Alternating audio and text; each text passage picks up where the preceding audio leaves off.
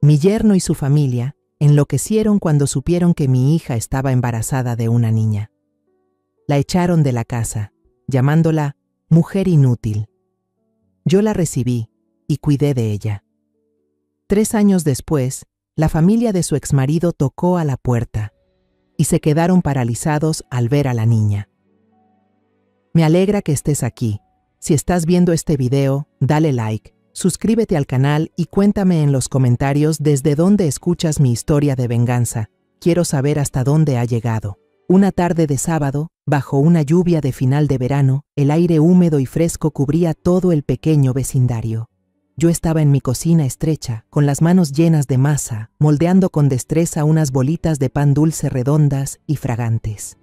Desde el dormitorio, escuchaba las risas claras de mis 2 nietos, que veían dibujos animados, seguramente el del osito de peluche que tanto les gustaba. Entonces sonó el timbre. 2 toques firmes, impacientes, como si la persona afuera no estuviera acostumbrada a esperar. Me detuve, con los dedos aún cubiertos de masa, inmóvil por un instante. El corazón empezó a latir más rápido. Una mala corazonada se coló dentro de mí. Me limpié las manos en el viejo delantal gastado y caminé hacia la puerta, con los pies pesados, como si ya supiera lo que me esperaba. Abrí la puerta.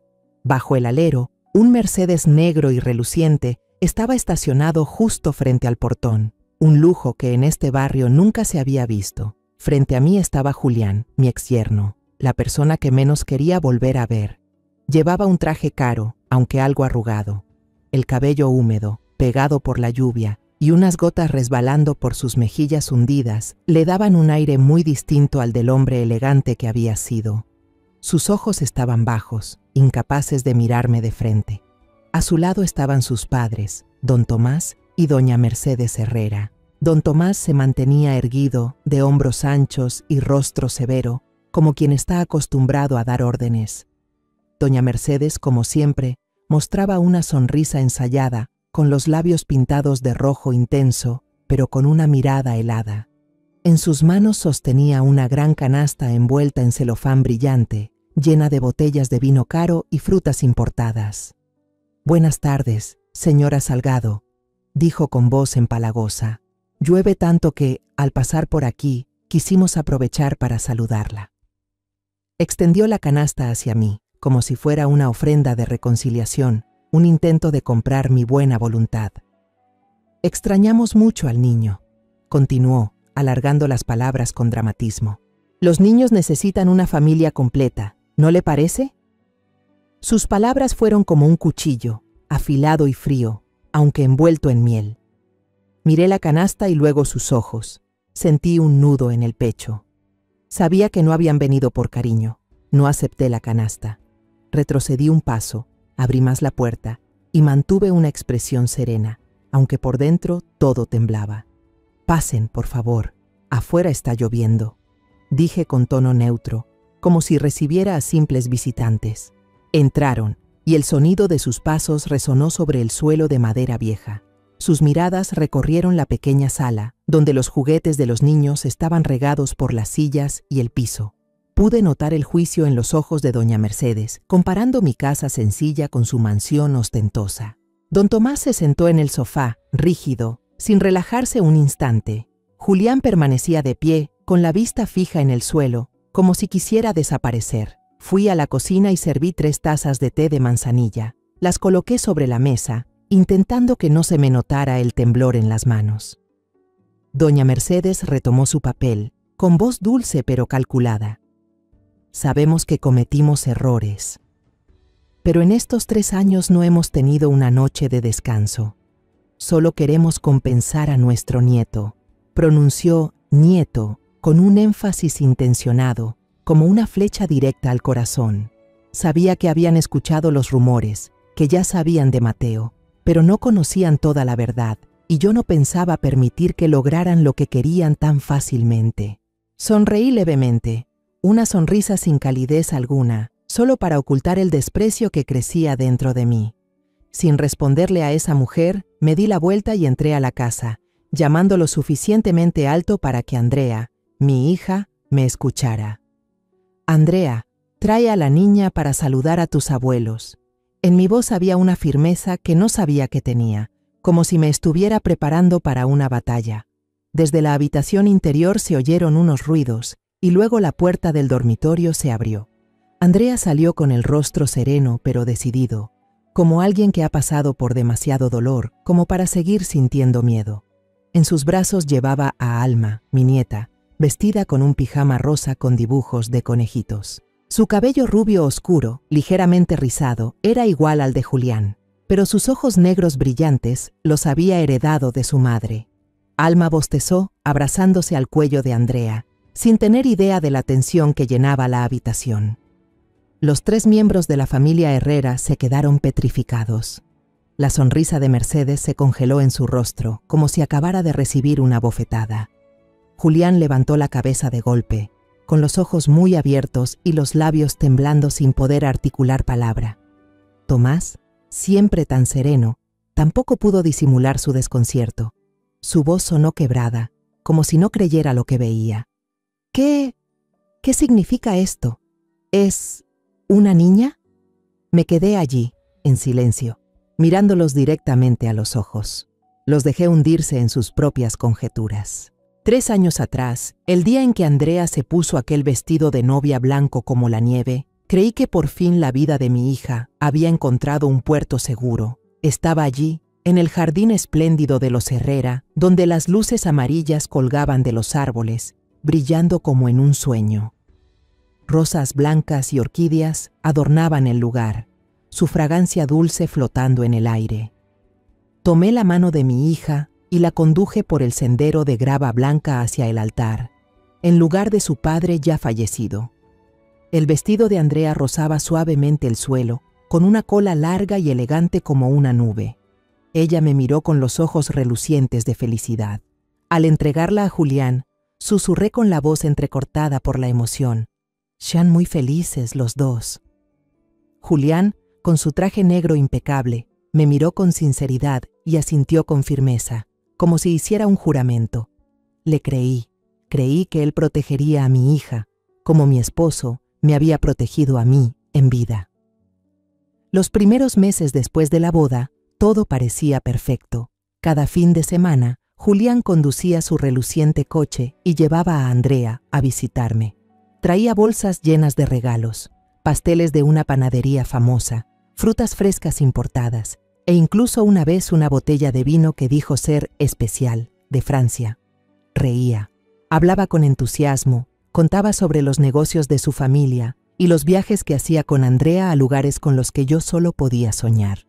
«No se preocupe, madre, Andrea ahora es mi princesa», solía decir con orgullo en la voz. Miraba a mi hija y la veía sonreír radiante, con las mejillas sonrosadas.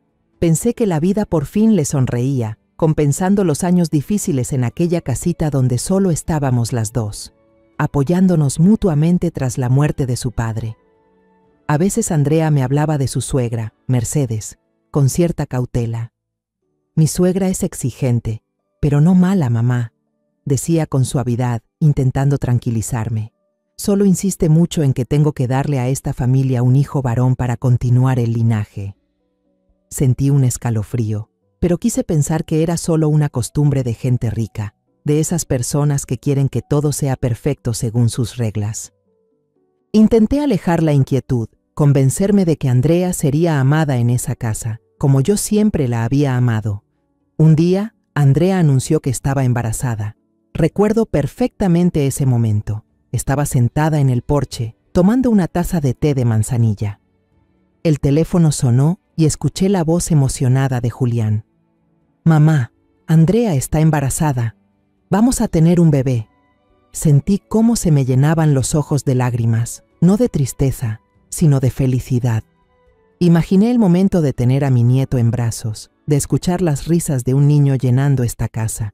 La familia Herrera organizó una fiesta para celebrarlo y me invitaron. La mansión estaba iluminada, los sirvientes iban y venían sin parar, y sobre la mesa había platos que nunca había visto en mi vida. Doña Mercedes levantó su copa de vino, sonrió con orgullo y declaró: «Este será el orgullo de la familia Herrera». Me senté allí, sintiéndome fuera de lugar entre tanto lujo, pero con el corazón cálido. Sin embargo, esa felicidad no duró mucho. Una tarde, mientras barría el patio, el teléfono volvió a sonar. Era Andrea. Su voz temblaba, muy distinta a la alegre de siempre. «Mamá», dijo, con un hilo de voz a punto de romperse. «Acabo de salir del ultrasonido. El doctor dijo que es una niña». No alcancé a responder. Solo se escuchó un largo silencio al otro lado, seguido por el sonido de un vaso rompiéndose. Luego, la voz aguda y cruel de Mercedes tronó, sin saber que yo estaba escuchando. ¿Una niña? ¡Qué inútil! Los Herrera no necesitan una bocona inútil como esa. Esa palabra inútil fue como un cuchillo directo al pecho. Llamé a Andrea, pero la llamada se cortó de golpe. Marqué su número una y otra vez, luego el de Julián, pero nadie contestó. Decenas de llamadas, ni una respuesta. Sentí que algo terrible estaba por venir. Un miedo indescriptible me apretaba el pecho. Exactamente una semana después, a medianoche, el teléfono sonó de nuevo. Me levanté de un salto, las manos temblando al tomarlo. Era el número de Andrea. «Mamá, ayúdame». Su voz se quebraba entre sollozos y el silbido del viento que entraba por el auricular. Me echaron de la casa. No pensé en nada más. Agarré mi viejo abrigo, subí al camión oxidado y me lancé bajo la lluvia torrencial. Llovía tan fuerte que los limpiaparabrisas no servían de nada, pero no me importó. Solo pensaba en Andrea, mi hija, a quien juré proteger toda la vida. Cuando llegué a la mansión Herrera, la escena me heló el alma. Andrea, con el vientre ya abultado, estaba arrodillada frente al portón cerrado. La lluvia la empapaba por completo, su cabello pegado al rostro, los hombros temblando. Su maleta había sido arrojada fuera. Estaba abierta y la ropa del bebé flotaba en los charcos. Esos pequeños trajecitos, los gorros de lana que yo misma había tejido, ahora cubiertos de barro. Miré hacia la ventana del segundo piso y vi la silueta de Julián, solo por un segundo, antes de que la cortina se cerrara con brusquedad. Ni siquiera tuvo el valor de enfrentarnos. Corrí bajo la lluvia y la abracé. «Andrea, soy yo, mamá», susurré con la voz entrecortada. Me quité el abrigo y se lo puse encima, intentando cubrirla del frío. Andrea levantó la mirada, los ojos rojos, el rostro pálido. «Mamá, lo siento», sollozó. No la dejé terminar. La ayudé a ponerse de pie. La llevé despacio hacia el camión. Fui recogiendo cada prenda, cada calcetín diminuto, tratando de contener las lágrimas. No podía dejar que me viera débil. No ahora. Cuando puse mi mano en su hombro para guiarla hacia el vehículo, la sujeté con fuerza, el corazón hecho pedazos, y dentro de mí resonó una promesa silenciosa. Desde hoy, nadie volverá a lastimar a mi hija. Nadie. Al día siguiente de traer a Andrea a casa, me puse de inmediato a limpiar su antigua habitación. Era una habitación pequeña al final del pasillo, el lugar donde había crecido con sus sueños de juventud. Corrí las cortinas para dejar entrar la luz del sol, limpié el polvo del viejo escritorio y guardé con cuidado las fotos de boda que Andrea había colgado en la pared.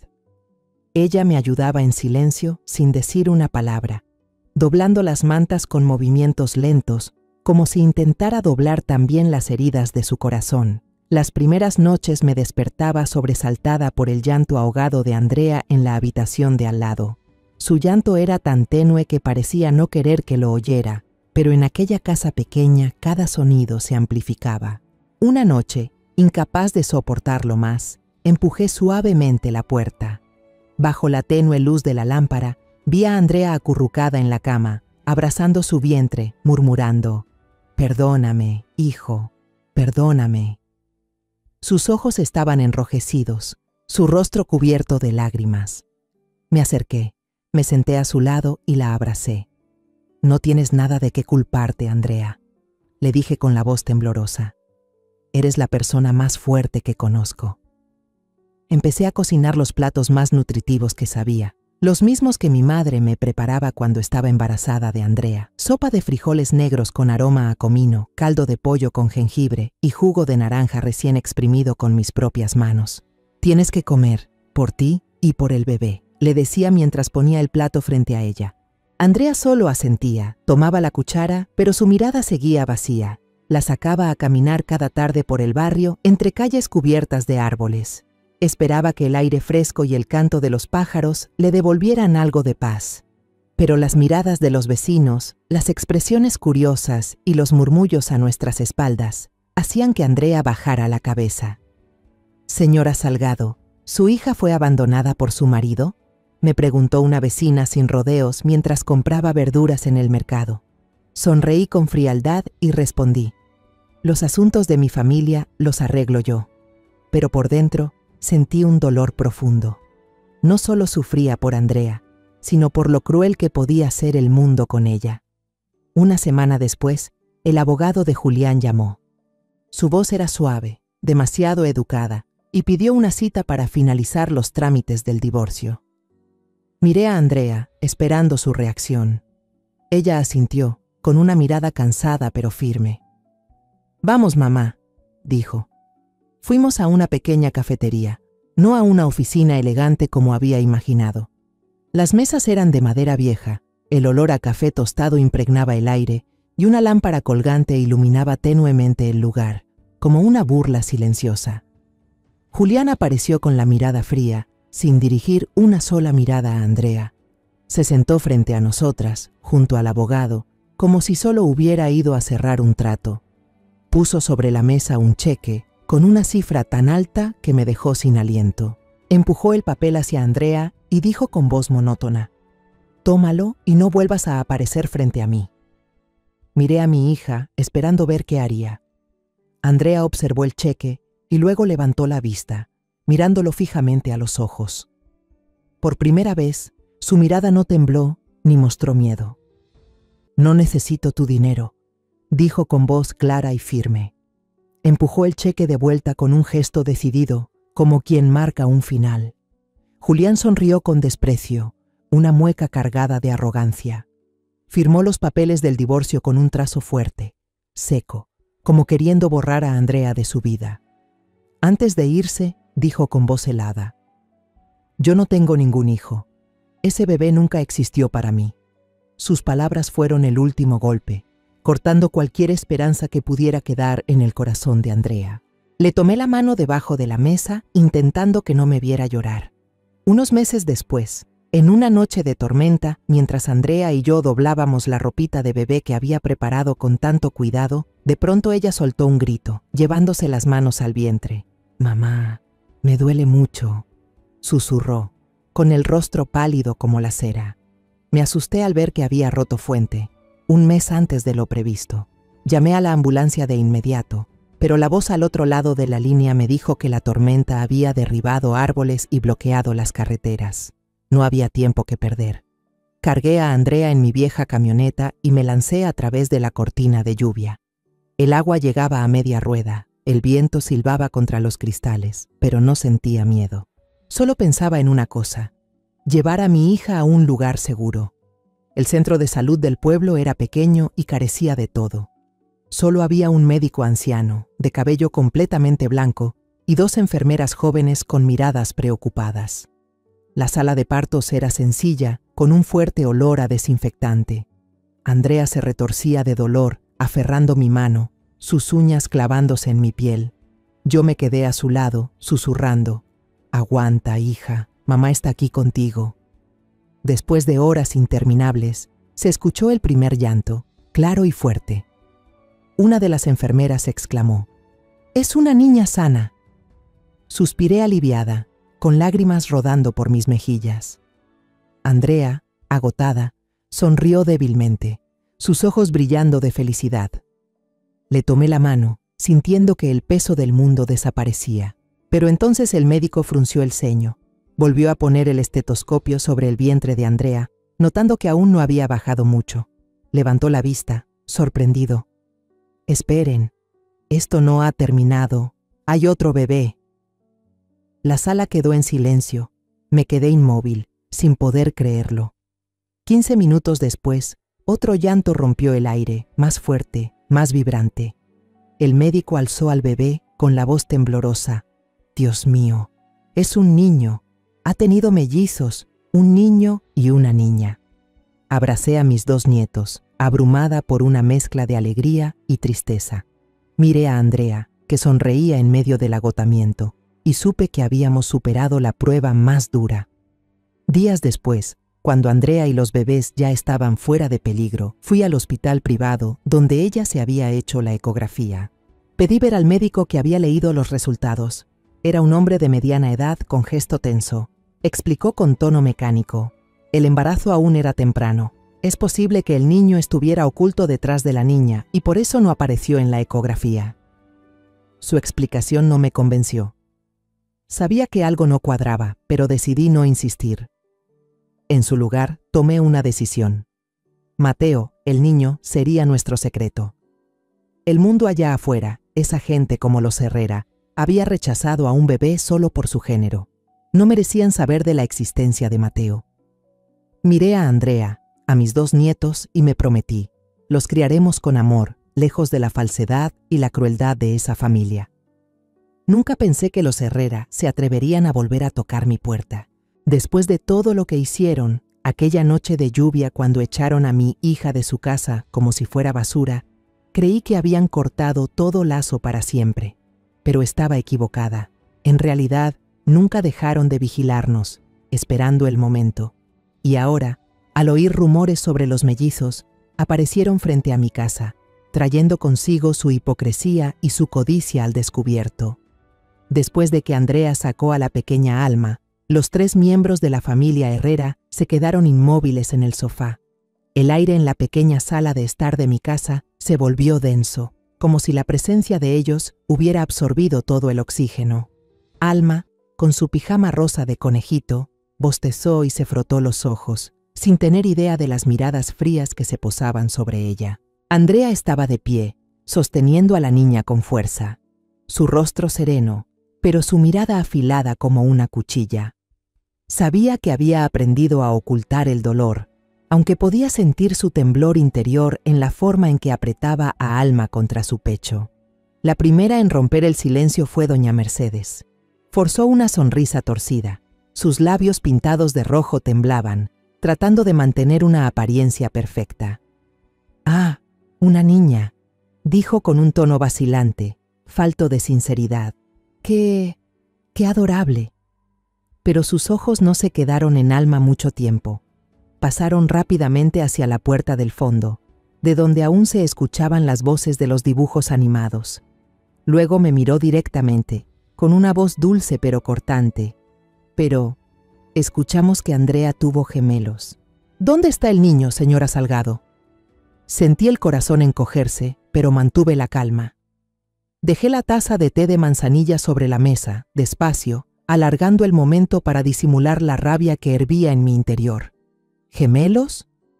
Fruncí el ceño, fingiendo sorpresa. ¿Quién les dijo eso?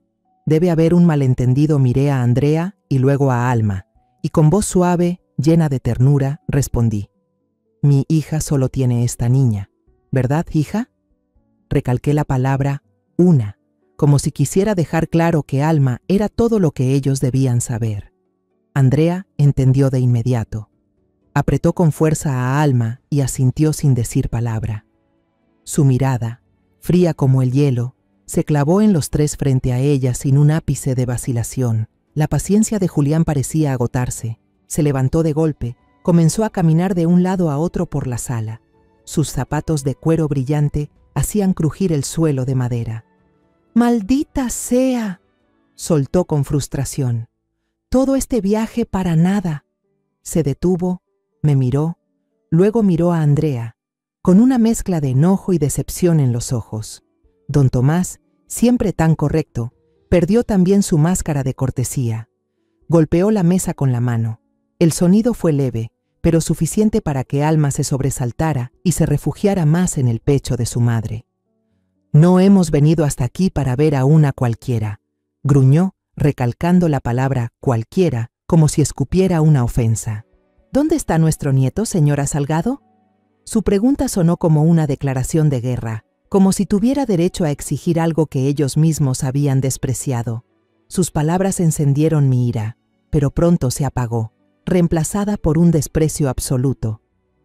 Los miré uno por uno, a doña Mercedes con su sonrisa fingida, a don Tomás con su aire de superioridad y a Julián, cobarde, incapaz de enfrentar la verdad. No habían venido por arrepentimiento, no habían venido por amor, habían venido por Mateo, por el nieto heredero, por lo que consideraban el orgullo de su linaje. Para ellos, Alma, mi pequeña nieta, simplemente no existía. Me levanté, caminé directo hacia la puerta principal y la abrí de par en par. El aire frío entró, trayendo consigo el resto de la lluvia. Me giré hacia ellos y dije con voz tranquila pero firme: si ustedes han venido solo a buscar al nieto legítimo, lo siento, se han equivocado de casa. Aquí solo hay niños que son amados.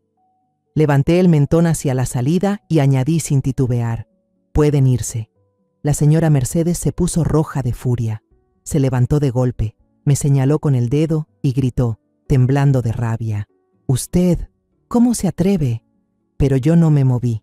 La miré directo a los ojos y respondí con voz serena: «Me atrevo. Esta es mi casa y no doy la bienvenida a quienes tratan a sus nietos como mercancía». Mis palabras cayeron como una muralla de acero entre nosotros. Vi la confusión en los ojos de la señora Mercedes, la impotencia en los de don Tomás. Pero Julián, él solo se quedó quieto, mirando a Andrea y a Alma. Por un momento, percibí un destello de remordimiento en su mirada, como si recordara lo que había perdido. Pero esa luz se apagó enseguida con la mirada helada de su padre. Se marcharon cabizbajos, dejando la canasta de regalos sin abrir.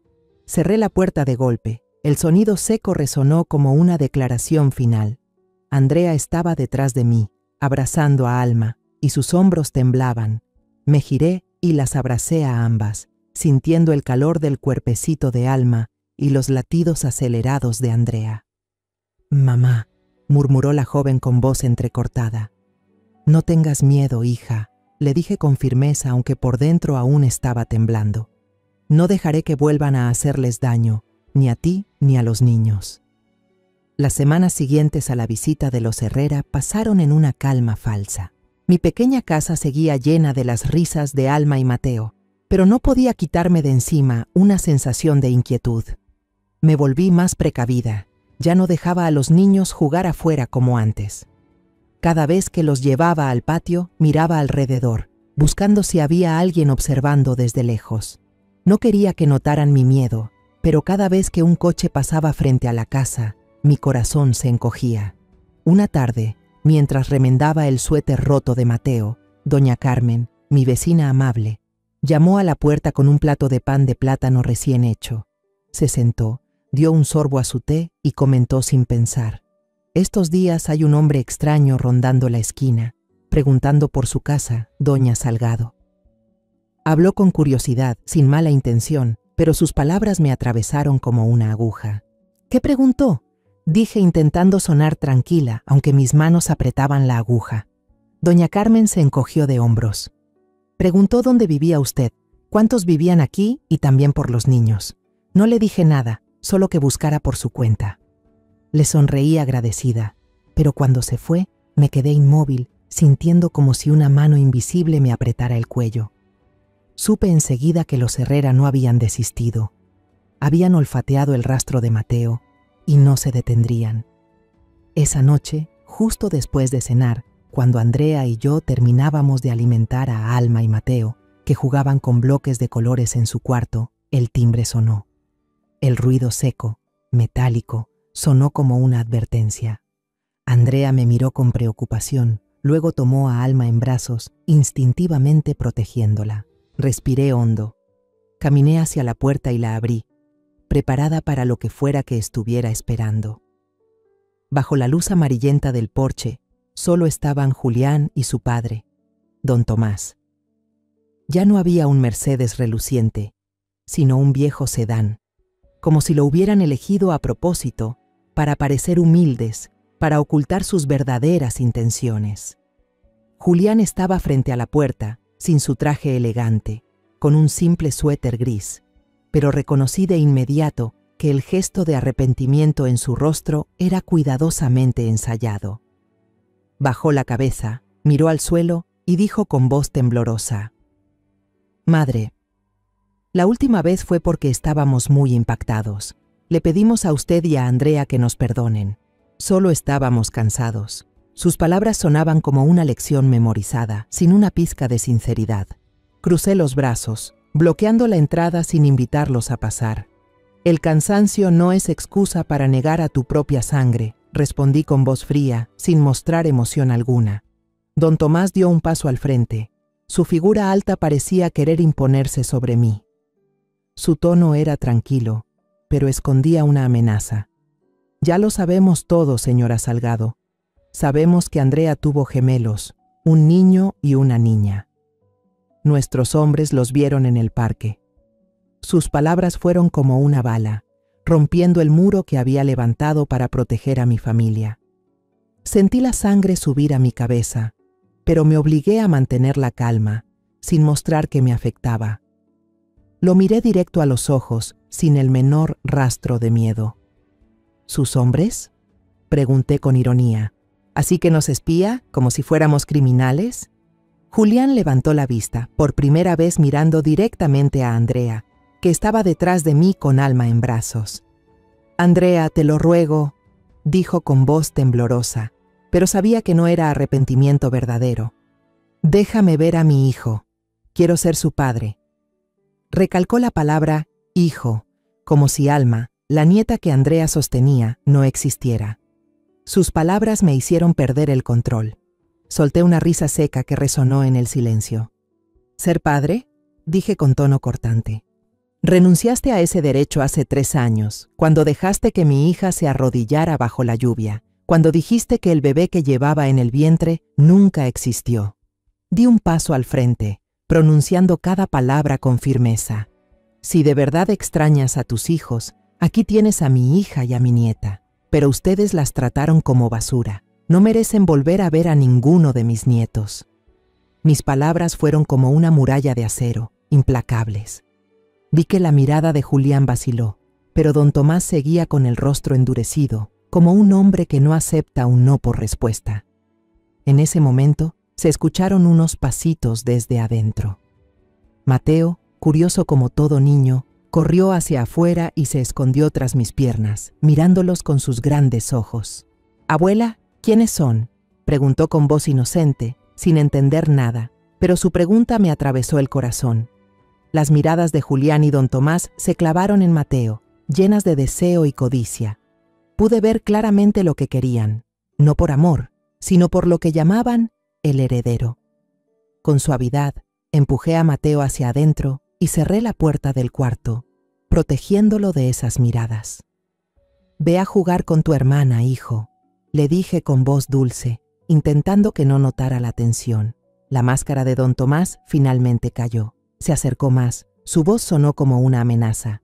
«No se atreva a actuar así. Nos está impidiendo ver a nuestro nieto. La demandaremos». Julián intervino, con tono más firme, como si hubiera recuperado el valor. «La ley estará de nuestro lado.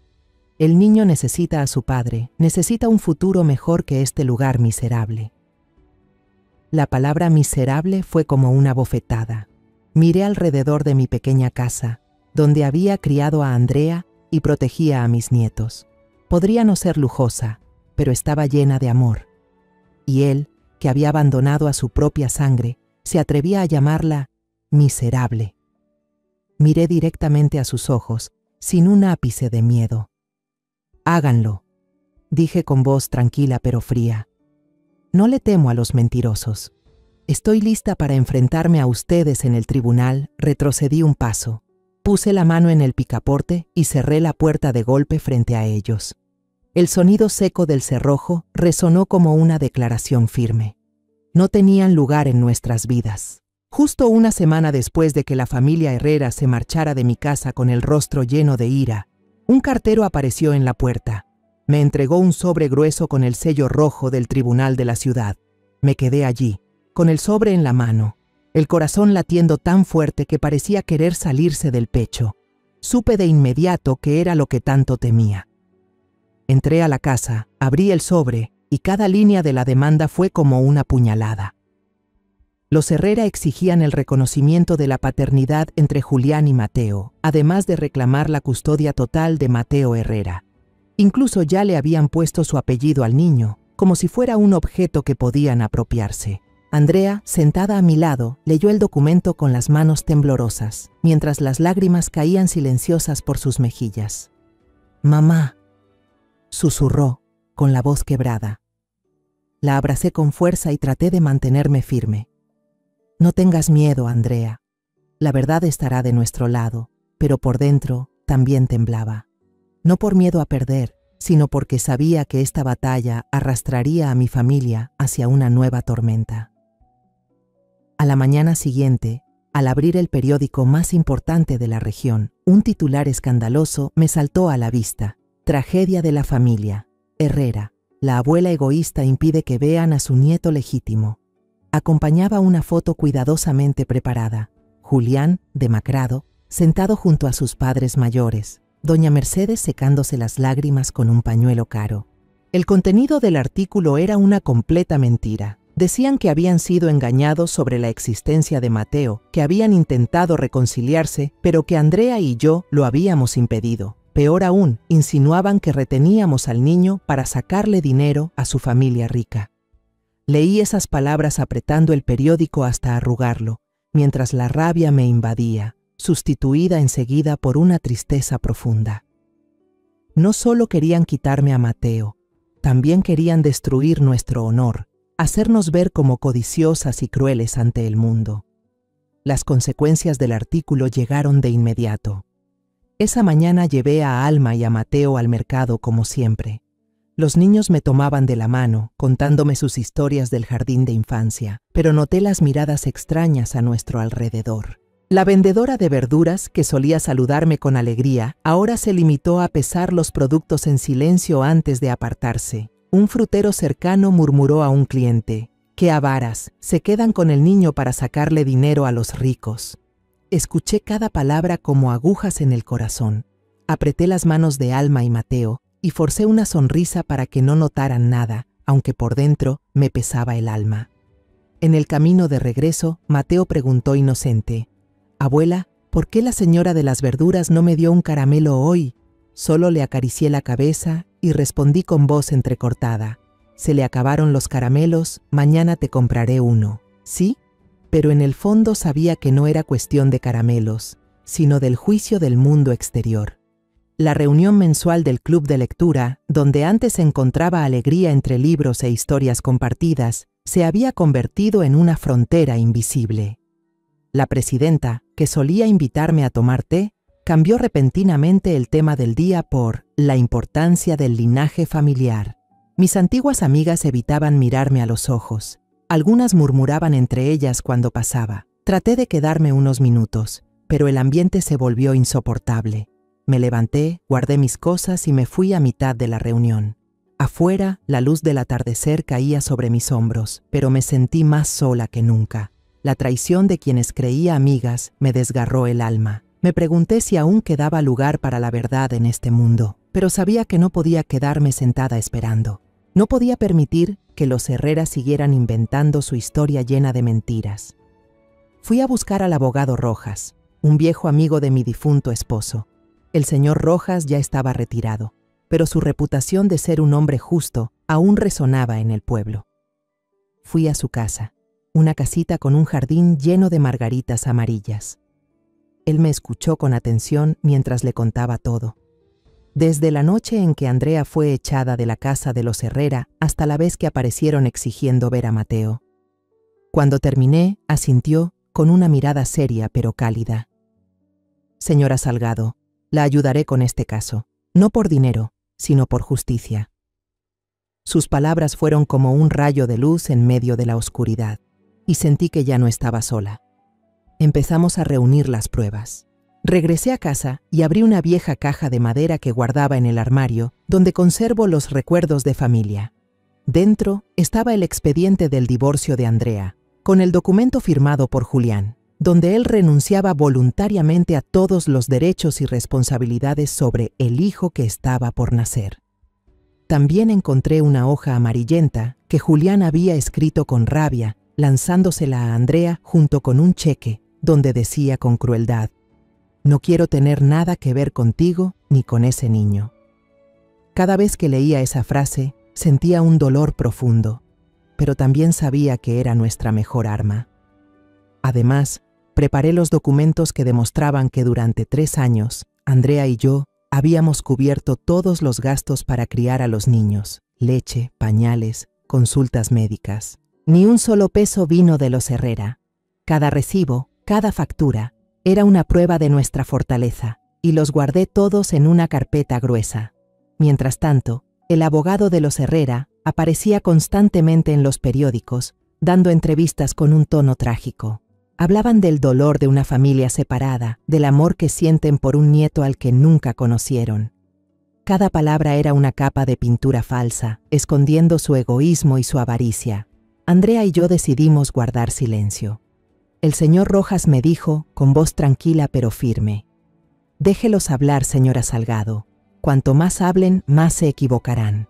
Nosotros hablaremos solo una vez, en el tribunal». Sus palabras me dieron fuerza, aunque la preocupación seguía ahí. Cada noche me sentaba en la sala, miraba a mis nietos dormir y me preguntaba: si perdemos, ¿cómo podré protegerlos? La noche antes del juicio, Andrea y yo nos sentamos frente a frente en la sala. La luz amarilla del foco iluminaba su rostro, haciéndola parecer fuerte y frágil a la vez. «Mamá», dijo con voz temblorosa, «¿y si perdemos?». Su pregunta me atravesó el alma, pero le tomé la mano y señalé la pila de documentos sobre la mesa. «La verdad está aquí», le respondí con firmeza, «y la verdad nunca pierde». Intenté sonreír para tranquilizarla, pero por dentro solo podía rezar. Recé por la justicia, por mis nietos y por Andrea, que ya había sufrido demasiado. El día del juicio, en el Tribunal de Familia de la ciudad, la sala estaba cargada de tensión. El aire era espeso, lleno de miradas curiosas. A la izquierda, los periodistas esperaban con sus cámaras, listos para convertir nuestra historia en titulares sensacionalistas. A la derecha, los vecinos del pueblo, algunos de los que antes eran amables, ahora me daban la espalda. Los vi murmurar, señalar, y sentí un nudo en el pecho. Andrea, el señor Rojas y yo estábamos sentados en la primera fila. Andrea me apretaba la mano con fuerza, sus dedos fríos como el hielo, buscando refugio en mi presencia. Le acaricié la mano suavemente, intentando transmitirle calma, aunque yo misma luchaba por mantenerla. Al otro lado, la familia Herrera estaba sentada con la espalda recta, como estatuas frías. Julián llevaba su traje más caro, pero su rostro estaba pálido y sus ojos vacíos, como si intentara ocultar su inquietud. Doña Mercedes usaba gafas de sol oscuras, más parecida a alguien de vacaciones que a una persona en un juicio, y don Tomás mantenía una expresión de hierro, como un hombre acostumbrado a mandar y a no perder nunca. Al verlo, sentí una ira helada recorrerme la espalda, pero me repetí que debía mantener la calma. Esto no era solo una batalla por Mateo, sino también por el honor de mi familia, por todo lo que habíamos soportado. El abogado de los Herrera, un hombre joven de aspecto pulcro, se levantó para comenzar su exposición. Hablaba con gran elocuencia, como si actuara en un teatro lleno. Habló del sagrado vínculo paterno que se había roto, del dolor de unos abuelos que no podían ver a su nieto. Mostró facturas de juguetes y ropa infantil costosa que los Herrera habían comprado recientemente, como si fueran pruebas de su afecto. Miré esas facturas y sentí el estómago encogerse. Esas cosas no eran por amor, sino parte del espectáculo que habían montado para quedarse con Mateo. Luego llamó a su testigo, y mi corazón se detuvo cuando vi a la presidenta del club de lectura subir al estrado. Aquella mujer que me había invitado a tomar té, que solía sonreír con amabilidad, ahora evitaba mi mirada. Declaró con voz monótona: «La familia Salgado últimamente parece vivir mucho mejor. Escuché que recibieron dinero de alguna parte». Sus palabras fueron como un cuchillo, insinuando que estábamos usando a Mateo para sacar provecho. La sala murmuraba, y sentí las miradas clavarse en mí, como si fuera una mujer codiciosa y egoísta. Andrea apretó más fuerte mi mano, y supe que estaba conteniendo las lágrimas. Cuando llegó nuestro turno, el señor Rojas no se apresuró. Me llamó como primer testigo. Me levanté con las piernas temblorosas, pero con el corazón firme. Al subir al estrado y mirar la sala, sentí que toda mi vida estaba siendo juzgada. El abogado de los Herrera me miró con una sonrisa burlona y lanzó una pregunta provocadora. «Señora Salgado, ¿retuvo usted al niño esperando obtener algún beneficio de la familia adinerada de mi cliente, verdad?» La sala volvió a murmurar, y el murmullo era como agujas clavándose en mi pecho. Respiré hondo, lo miré a los ojos y luego giré hacia Julián, diciendo con voz baja pero firme, que resonó en toda la sala. ¿Beneficio? Solo he cuidado lo que ustedes abandonaron. Comencé a hablar, cada palabra saliendo desde lo más profundo de mi alma. Conté aquella noche de lluvia, 3 años atrás, cuando encontré a Andrea arrodillada frente al portón de los Herrera, con el vientre hinchado y la ropa del bebé tirada en el barro. Describí la silueta de Julián detrás de la cortina, mirándola sin salir a ayudar. Relaté los días y noches que siguieron, cuando Andrea y yo enfrentamos todo solas, sin un solo peso de ayuda de los Herrera. El silencio se adueñó de la sala, solo se oía mi voz, pausada pero llena de fuerza. Vi a algunas personas agachar la cabeza, a otras limpiarse las lágrimas. No hablaba para inspirar lástima, hablaba para que la verdad saliera a la luz. El señor Rojas se levantó y comenzó a presentar las pruebas. La pantalla grande de la sala se iluminó. Primero, leyó en voz alta la cláusula del acta de divorcio, donde Julián firmó renunciando voluntariamente a todos los derechos y responsabilidades sobre el hijo por nacer. La jueza, una mujer de mediana edad con mirada severa, le pidió a Julián confirmar la firma. Él murmuró, apenas audible, «Sí, es mía». La sala entera exclamó, y vi cómo su rostro se tornaba aún más pálido. Luego, el señor Rojas presentó la carta original escrita a mano por Julián ante el juez y proyectó la imagen en la pantalla. La frase «No quiero tener nada que ver contigo ni con el bebé» apareció claramente, como una cuchillada que rompía la farsa de la familia Herrera. Un murmullo de asombro recorrió la sala. Los periodistas comenzaron a tomar fotos sin parar. Miré a Julián. Tenía la cabeza agachada y las manos apretadas sobre el brazo de la silla. La señora Mercedes se quitó las gafas oscuras, con la mirada llena de pánico, mientras que don Tomás permanecía inmóvil, como si intentara conservar el último resto de orgullo. Finalmente, el señor Rojas abrió el expediente antiguo y señaló que había constancia de que Andrea fue expulsada de la casa estando embarazada y que los Herrera solo pagaron una pequeña suma de dinero para silenciar el asunto. Su voz se volvió firme. Ellos no negaron sus actos, señoría. Solo pagaron para esconderlos. Sus palabras cayeron como un golpe, dejando al abogado de los Herrera sin respuestas. Intentó defenderse, buscando argumentos enredados, pero todo resultó inútil ante las pruebas tan evidentes. La jueza miró directamente a la familia Herrera, con una expresión severa pero justa. Este juicio no trata sobre la paternidad, sino sobre el honor y la responsabilidad, dijo con voz resonante.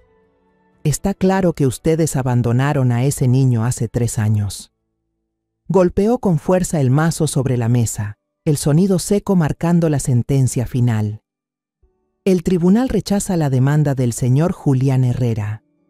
La custodia legal de los menores Mateo y Alma Salgado pertenece exclusivamente a su madre, la señora Andrea Salgado, y a su abuela. Sentí como si el mundo entero se hubiera detenido. Andrea me abrazó con fuerza, las lágrimas corriendo por sus mejillas. La abracé de vuelta, sintiendo el calor y el alivio que emanaban de ambas. El señor Rojas sonrió, puso su mano sobre mi hombro y susurró: «Lo logramos, señora Salgado». Miré hacia el lado de los Herrera. Los 2 ancianos tenían la cabeza baja y Julián permanecía inmóvil, con el rostro pálido como el papel. En ese momento no sentí satisfacción, sino una tristeza profunda. Ellos habían perdido, pero el precio de su egoísmo y de sus mentiras era algo que cargarían por el resto de sus vidas. Cuando la puerta de la sala se cerró detrás de nosotras, salí junto a Andrea. La multitud de periodistas se abalanzó, con micrófonos y cámaras apuntando hacia nosotras. Esta vez, sus miradas no eran de juicio, sino de empatía, como si finalmente entendieran un poco nuestra historia. El señor Rojas, con su habitual calma, dio un paso al frente y levantó la mano para contenerlos. Solo dijo una frase corta, con voz firme: «La justicia ha sido servida». Lo miré, con el corazón lleno de gratitud. Aquellas palabras, aunque simples, se sintieron como una brisa fresca que disipaba parte del peso que llevaba dentro.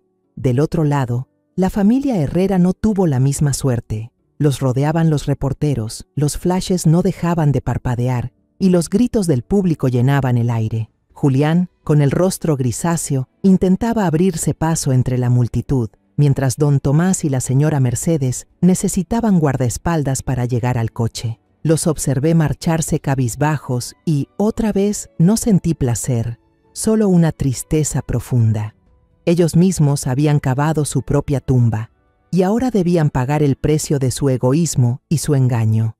A la mañana siguiente me levanté temprano, preparé una taza de té de manzanilla y abrí el periódico más grande de la región. El titular me saltó a la vista: «La verdad detrás del caso de la familia Herrera. Privados del derecho de visita por discriminación de género y abandono familiar». El artículo relataba con detalle la audiencia, desde las pruebas irrefutables que presentamos hasta la torpeza del abogado de los Herrera.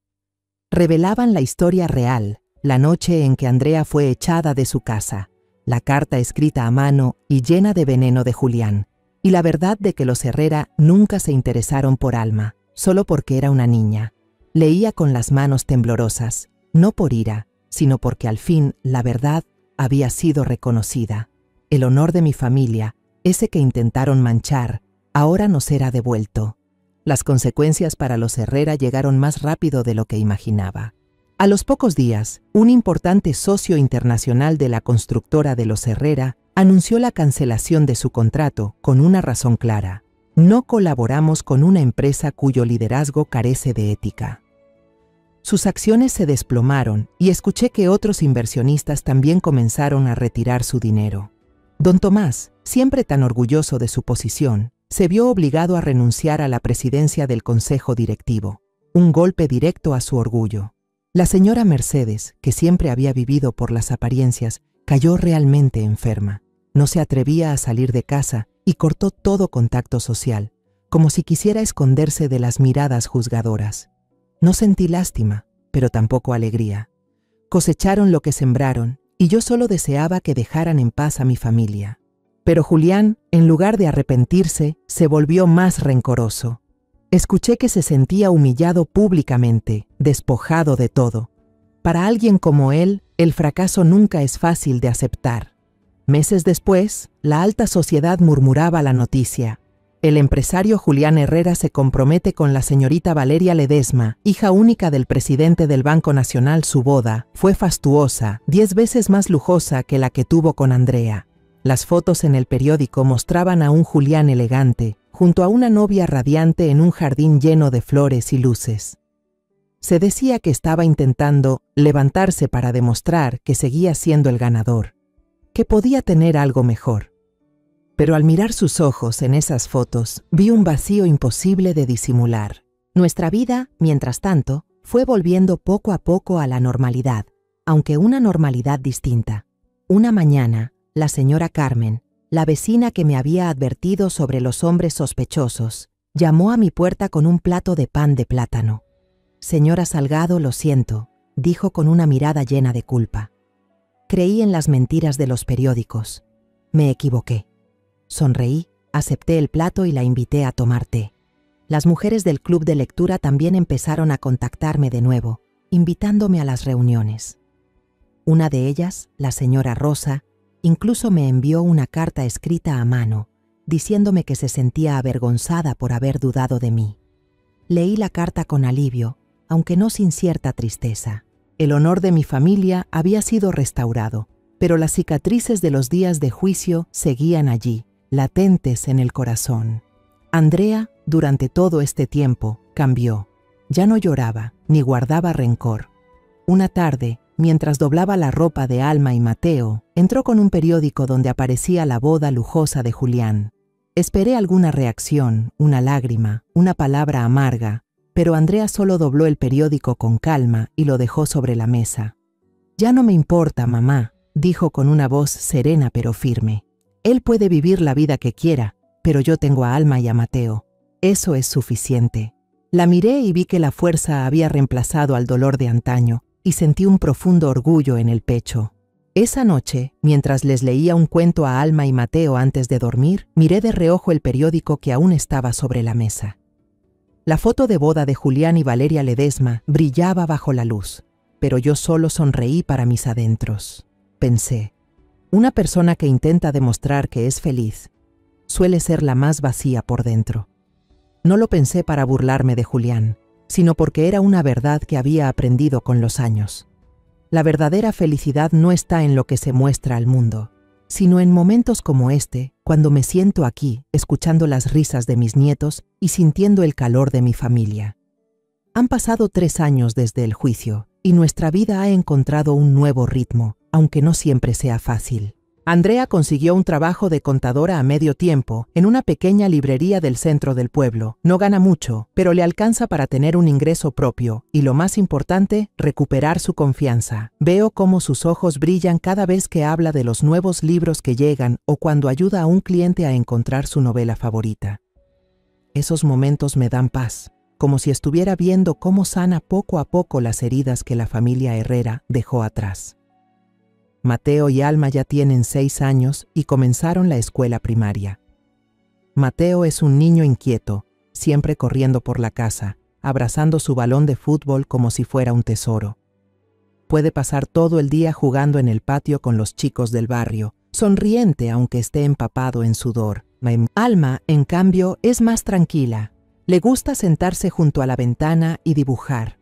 Sus dibujos, llenos de margaritas, me llenan el corazón de una calidez difícil de explicar. Esos 2 niños son la alegría y la luz de esta casa. Cada noche, cuando se acurrucan a mi lado para escuchar un cuento o se ríen por alguna tontería, siento que todo lo vivido ha valido la pena. A veces todavía escucho rumores sobre la familia Herrera. Su empresa logró salir de la crisis gracias al apoyo de los Ledesma, pero nunca recuperaron el prestigio que alguna vez tuvieron. Don Tomás ahora es solo una sombra de sí mismo y casi no aparece en los eventos sociales. Doña Mercedes, que vivía pendiente de las apariencias, prácticamente desapareció de las fiestas de la alta sociedad. No pienso mucho en ellos, pero esas historias me llegan, como un recordatorio de que la justicia, aunque tarde, siempre encuentra su camino.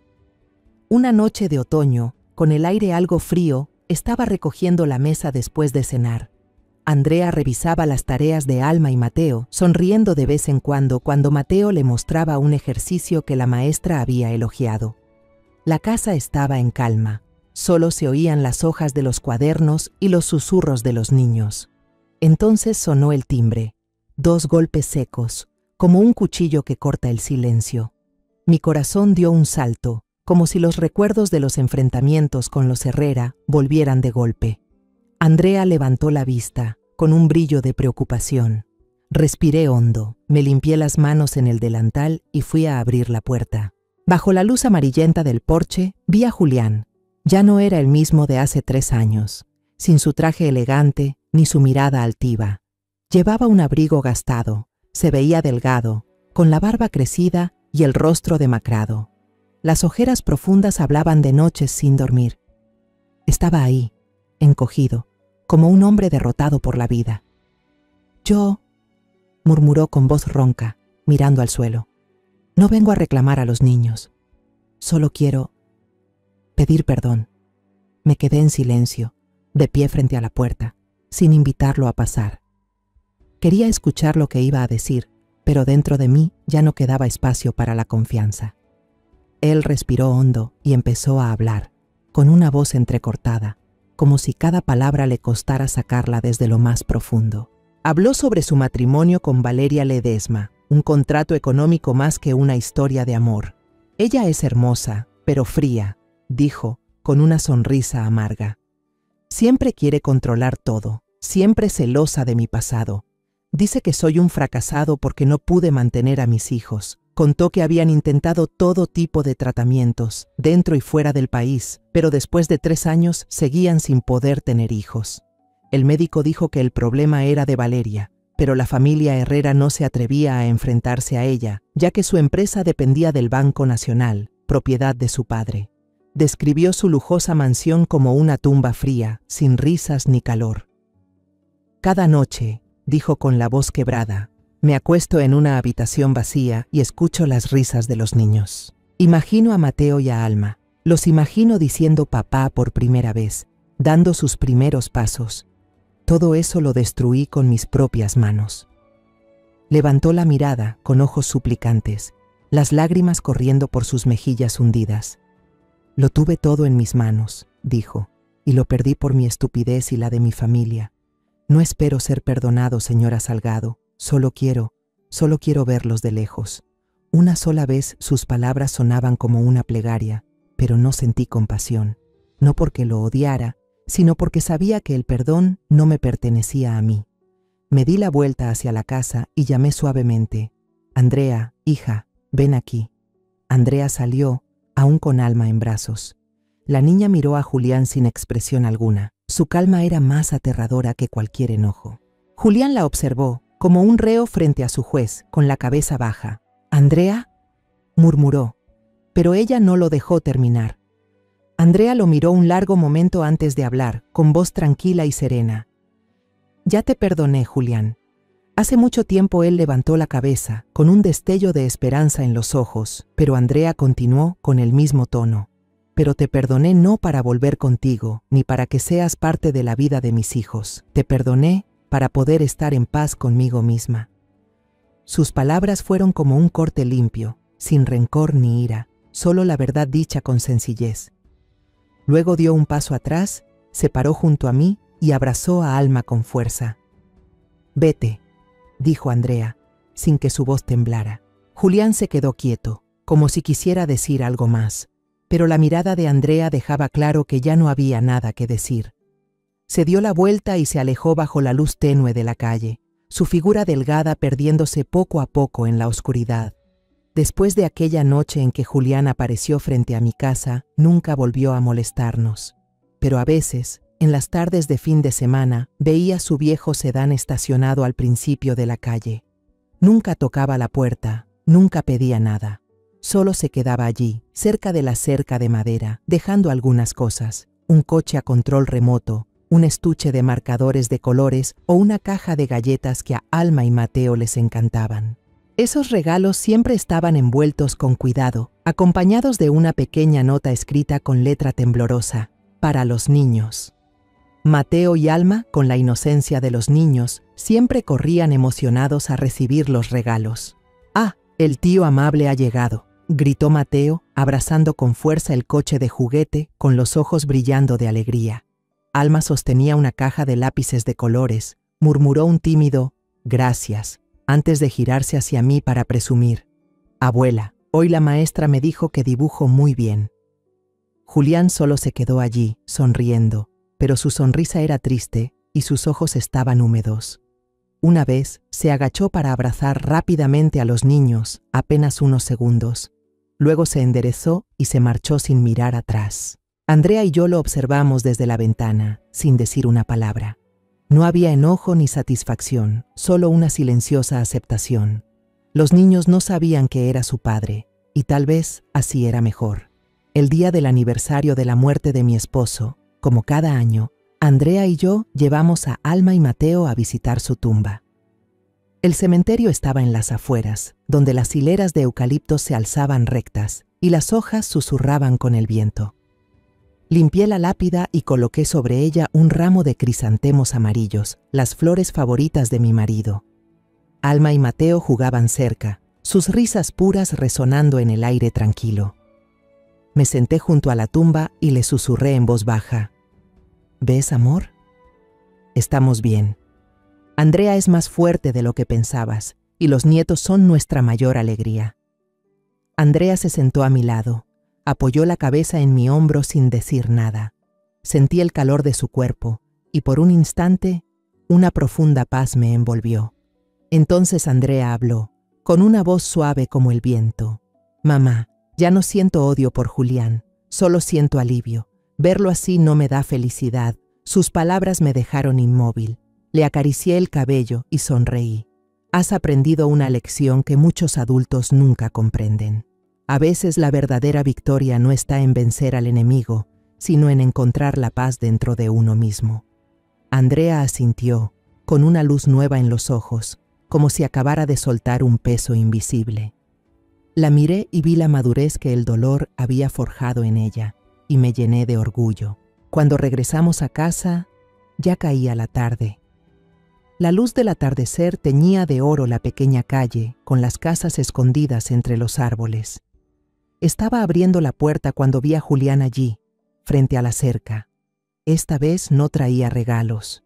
Solo estaba de pie, como una sombra, con las manos metidas en los bolsillos de su abrigo gastado. Su rostro se veía más demacrado que la última vez que lo vi, con ojeras más profundas. Me miró, y en sus ojos ya no había súplica, solo el cansancio de quien ha atravesado demasiadas pérdidas. Mateo y Alma lo vieron y corrieron enseguida hacia él. «¡Tío bueno!», gritó Mateo, tirando de su mano mientras decía emocionado. «Tío, hoy fuimos a visitar al abuelo. El abuelo está en la colina, hay muchos árboles bonitos allí». Alma intervino con voz suave. «Le hice un dibujo al abuelo. ¿Quieres verlo?». Julián se agachó, les acarició la cabeza, con una sonrisa triste en los labios. Entonces Mateo, con la inocencia de un niño, preguntó: «Tío, ¿tú tienes papá? ¿Tu papá te quiere?». La pregunta inocente del niño fue como una puñalada. Julián se quedó paralizado. No pudo responder, solo bajó la cabeza y apretó con fuerza el cabello de Alma y Mateo, como si quisiera retener ese momento un poco más. Andrea estaba en el umbral, observando la escena. En sus ojos ya no había tormenta, ni dolor ni rencor. Me quedé a su lado, sintiendo la fuerza que emanaba de ella. Julián levantó la vista, miró a Andrea y luego a mí. Su mirada parecía querer decir algo, pero las palabras no salieron. Se dio la vuelta y se alejó. Su silueta delgada desapareció poco a poco entre los tonos del atardecer. Alma y Mateo corrieron a la casa, riendo y hablando sin parar sobre su día, como si la visita de ese hombre amable no hubiera sido más que un instante pasajero. Levanté la vista al cielo azul claro, donde unas aves regresaban a su nido. Sentí una paz extraña, como si toda la tormenta hubiera quedado atrás, dejando un silencio suave. No sabía qué nos deparaba el futuro. ¿Seguiría Julián viniendo cada fin de semana, mirando a sus hijos desde lejos? ¿Algún día Alma y Mateo descubrirían la verdad sobre su padre? No lo sé, pero sí sé algo con certeza. Hemos sobrevivido a la tormenta y encontrado nuestro propio refugio en la calma. Entré a la casa, vi a Andrea jugando con los niños y las risas llenaban el lugar. Sonreí, me senté junto a ellos y en mi corazón di gracias porque mi familia seguía unida, sin importar cómo cambiara el mundo afuera. Después de todo lo que hemos pasado, comprendí que la vida nunca es fácil para quienes eligen el camino correcto. Pero es en el dolor donde uno aprende lo que significa ser fuerte. Entendí que el verdadero amor no viene del prestigio, ni del dinero, ni del apellido, sino del sacrificio silencioso y del corazón que protege lo que es justo. La felicidad no está en las mansiones, sino en la sonrisa de los niños que crecen rodeados de amor. Perdonar no es debilidad, es liberarse de las cadenas del odio. No vencí con dinero ni poder, sino con la fe de que la verdad, tarde o temprano, siempre sale a la luz. Y lo más valioso que aprendí fue que, cuando una madre o una abuela se levanta para proteger a su familia, ningún poder en el mundo puede hacerla caer. La historia que acabas de escuchar ha cambiado los nombres y lugares para proteger la identidad de las personas involucradas. No la contamos para juzgar, sino con la esperanza de que alguien escuche y reflexione. ¿Cuántas madres están sufriendo en silencio dentro de su propio hogar? Me pregunto sinceramente, si tú estuvieras en mi lugar, ¿qué harías? ¿Guardarías silencio para mantener la paz o enfrentarías todo para recuperar tu voz? Quiero saber tu opinión, porque cada historia puede ser una luz en el camino de otro. Dios siempre bendice, y creo firmemente que el valor nos llevará hacia días mejores. En este momento, en la pantalla final dejaré 2 de las historias más queridas del canal. Estoy segura de que te sorprenderán. Gracias por quedarte conmigo hasta este instante.